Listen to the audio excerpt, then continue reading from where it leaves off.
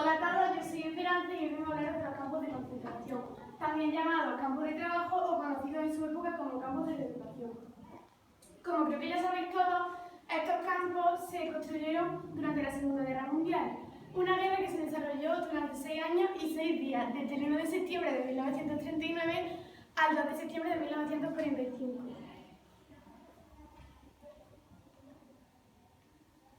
Antes de nada deciros que este tema lo he hecho porque a lo mejor pensabais que iba a ser un poco un tema más interesante, diferente, más divertido, pero no. Lo he decidido hacer esto porque creo que es un tema que todos debemos conocer.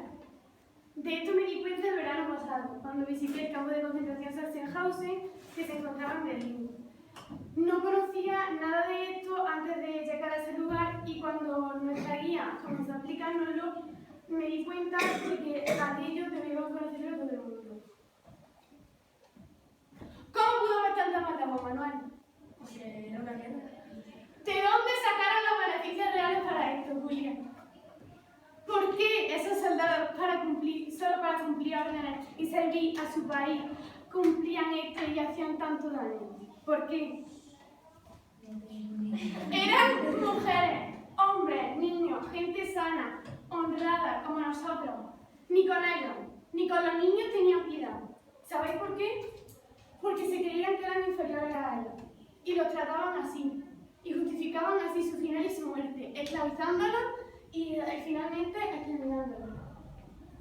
¿Sabéis quién es este? Por desgracia, todos lo conocemos. Porque fue un hombre xenófobo, con una cabeza que fue capaz de crear tan rápido.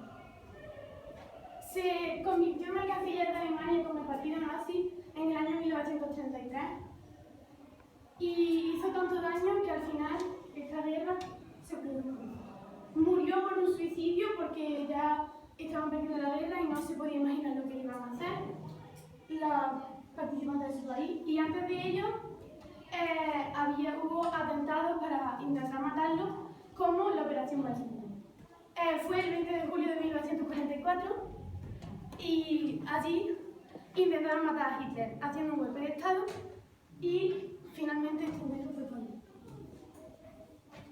En estos campos de concentración internaban a los presos y el primer día lo que hacían era quitarle todas sus pertenencias, tanto comida, ropa, equipaje, todo, y lo que hacían era raparle la cabeza. Después de esto los desvestían y les ponían un pijama de rayas, como le podéis ver aquí, y les quitaban su nombre, su vida y todo. Y simplemente se conocía por un número y por un triángulo. El triángulo podía ser rojo, que era un preso político, verde, que era un preso común, negro, que era una persona retrasada mental o social o una persona lesbiana, morado, que era un testigo de Jehová, marrón, que era gitano, rosa, homosexual, y dentro del homosexual solo era el varón. La mujer estaba dentro del naranja, del negro. El azul era apátrida, que eran personas españolas. ¿Te imaginas que de repente te meten aquí en un campo de concentración simplemente porque has salido de tu país? ¿Te lo imaginas? Y sería justo. Y finalmente el amarillo. El amarillo era el triángulo que se le asignaba a los judíos. Y este también iba acompañado por una estrella que lo podéis ver aquí, que era la estrella de David, y lo identificaba porque, por ejemplo, si tú eras un preso político y además eras judío, te asignaban tu triángulo correspondiente y aparte la estrella. ¿Sabéis que todo esto era un engaño? Que las personas de fuera de los campos creían que esto era un campo de reeducación, que los presos entraban aquí creyendo que eso iba a ser como una escuela, que le iban a enseñar a pensar diferente, pero no. La vida en estos campos era horrible. Imaginaros vivir ahí. Entraban por esta puerta o por aquella, este es el campo de concentración Sachsenhausen y este es el de Auschwitz, yo entré por esta puerta. Y como ya os he dicho, les robaban la identidad entera y ellos se dejaban de ser personas prácticamente. Además no los trataban como si fuera. Los presos trabajaban de sol a sol y todo el tiempo, tanto fuera como dentro del campo. Con una mano de obra barata que no le pagaban a ellos, le pagaban al campo, al izquierdo. ¿Dónde duermes tú cada noche? En mi cama. ¿A que duermes solo? Sí. Estos dormían en barracones. A habitaciones donde había como unas cientos de camas y en cada litera había 3 colchones, por así decirlo, que algunos ni siquiera los tenían, simplemente eran esas tablas de madera. En cada uno de ellos dormían 3 o 4 personas. Imaginaros, todo el día trabajando y finalmente dormir aquí. Juan Francisco, ¿conoce alguna de estas dos marcas? Mercedes es una marca de coche y Bayer no sé. Vale, pues Bayer es una marca de medicamentos que seguro que habéis tomado alguno de ellos. Sí. ¿Sabéis que estas empresas estuvieron involucradas en la Segunda Guerra Mundial? Que utilizaron a los presos como mano de obra para construir coches y trabajar en su fábrica. Aquí podéis ver un preso de esta imagen en la película de campo de concentración y está trabajando.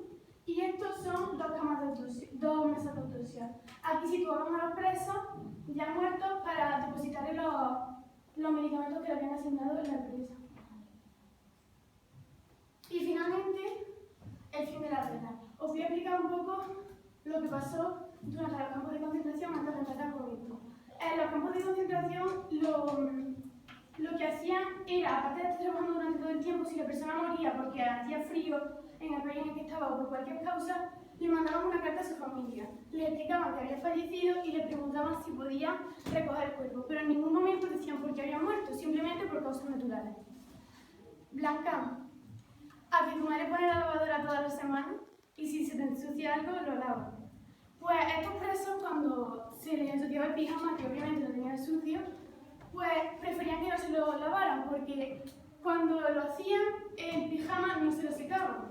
Imaginaros vosotros a tantos grados bajo cero en Alemania, en pleno invierno, durmiendo ahí, sin manta, sin nada, y con el pijama mojado.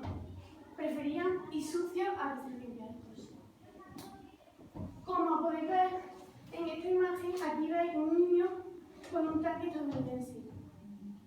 ¿Por qué? Porque tras la última noche, es decir, los nazis ya tenían amenazas del partido estadounidense y de la alianza, que también estaba Rusia, Inglaterra, de ir a los campos de concentración. Entonces, los soldados recibieron órdenes de matar a todos los presos posibles en el menor tiempo y así reducir todos los presos que había allí. ¿Qué pasó? Que a otros lo que hicieron es llevarlos al campo de exterminio y así acabar con esta catástrofe mundial que finalmente acabó en 1945. Juanfran, si tú estuvieras en esta situación, ¿qué intentarías? ¿Esconderte como hicieron algunos para el día siguiente ser rescatado o rendirte? Intentar esconderme para el día siguiente ser rescatado, porque así tendría alguna oportunidad de seguir la vida. Pues aleluya, que alguna gente lo hizo y se salvó. ¿Y cómo pudieron escapar si había tanta seguridad en cada curso? Porque a la mañana siguiente, cuando ya se fueron los nazis, porque iban a volver los estadounidenses y liberar los campos, estaban escondidos y cuando al día siguiente volvieron los estadounidenses allí, pues ya los liberaron y se pudieron escapar. Esta imagen es de una película, La vida bella, que os recomiendo un montón. Aquí os explico para que sigáis aprendiendo, y ya no solo en esta presentación, sino durante más tiempo. Por ejemplo, os recomiendo leer El niño del pijama de plata. Es un libro súper bonito que está contado desde la vista de un soldado y es una historia preciosa, os recomiendo un montón leerla. Luego el diario de Ana Frank, que seguro que lo conocéis. Este diario es de una chica que lo escribió ella misma, ella era judía y durante la Segunda Guerra Mundial se escondió en una casa. ¿Alguno ha leído alguno de estos libros? ¿De qué más? El niño del pijama de Reyes también hay una película y yo he visto tanto el niño del pijama de Reyes también lo he leído. Y luego también hay películas, por ejemplo La vida bella, que ya lo he dicho, ha sido ganadora de un montón de Oscars porque es una película preciosa y habla de lo que es esto del campo. Y luego está La lista de Schindler, que es un hombre muy bueno y en esa película cuenta su vida, pero no voy a hacer más spoilers porque... Y ahora os voy a hablar de algunas cosas que yo vi cuando fui a esta ciudad. Este es el muro de Berlín, que se construyó después de la Segunda Guerra Mundial. Si vais a Berlín podéis ver que toda la ciudad está rodeada por este muro. Aquí, esto es muy interesante, esto es un muro. Aquí lo podéis ver Y esta frase dice: en la chimenea está la libertad, Sachsenhausen. ¿Isabel? Porque hay tanto espacio entre cada muro. Ahora explico lo que es. Sí. ¿Y por qué se construyó el muro de Berlín? Porque después de era como una consecuencia para separar Berlín del oeste, no, Berlín del norte y Berlín del sur. Podéis seguir investigando sobre ello.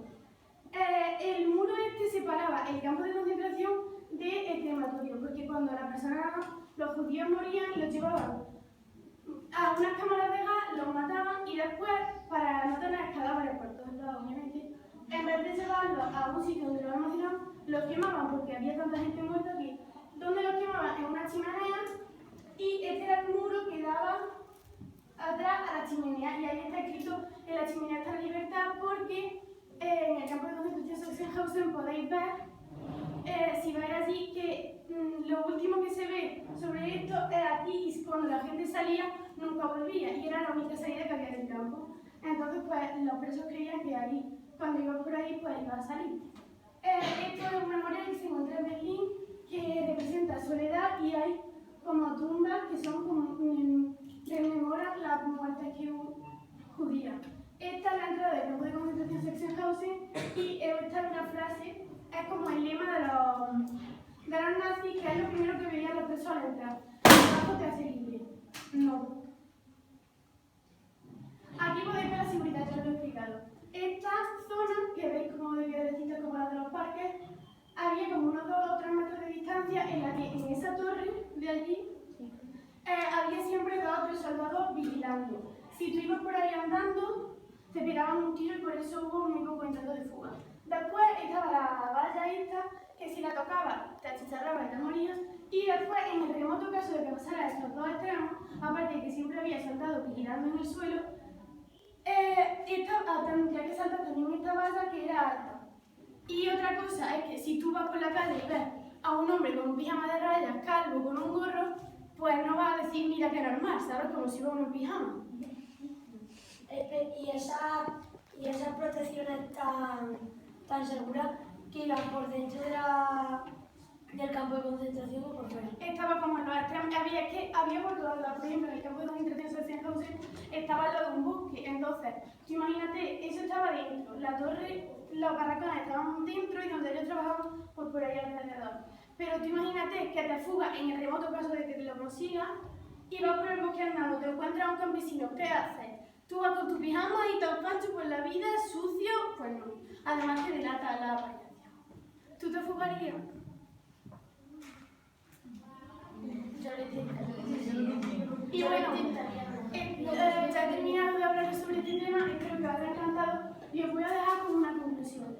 El trabajo no hace libre, la igualdad, la unión y el amor sí. Si en este caso la gente se hubiera levantado, hubiera protestado y hubiera dicho que eso no era justo y no hubiera sido tal engaño y la gente se hubiera enterado de lo que estaba pasando, todo se hubiera acabado y las 11 millones de víctimas que hubo y los 1 millón de niños entregados que hubo no hubieran existido. Por favor, nunca os creáis superiores a nadie, porque todos somos iguales y menos en estos casos tan extremos. Espero que os haya encantado y gracias por la atención.